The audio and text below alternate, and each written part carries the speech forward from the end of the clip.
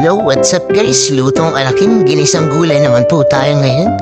So magpainit tayo ng lutuan. Lagyan natin ng mantika at gisahan na natin ng bawang yan. Isunod na natin ang sibuyas. Yan, gisa-gisa lang. Tapos sunod na natin ang kamatis. With the twist nga po pala ito, lalagyan natin ng bagoong alamaw. So ayan, isama na natin pag gisa. Lagyan na natin ng paminta, magic pampasarap. Ayan, gisa-gisa lang. Uunahin nating igisa dyan is yung kalabasa.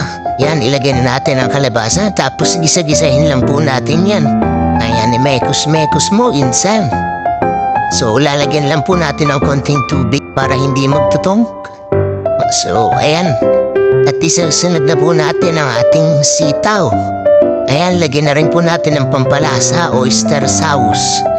Ayan, pampalinamnam sa mga ginisang gulay. Lagyan din po natin ng konting toyo para gumanda-ganda ang kanyang kulay.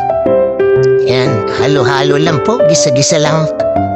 Tapos ilalagay na po natin ang ating okra.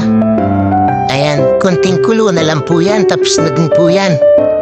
Purong gulay lang po, walang halong karne, ginisang gulay lang talaga. So, ayan, nagpaikot-ikot na, nalulan na ang niluto natin at okay na po yan.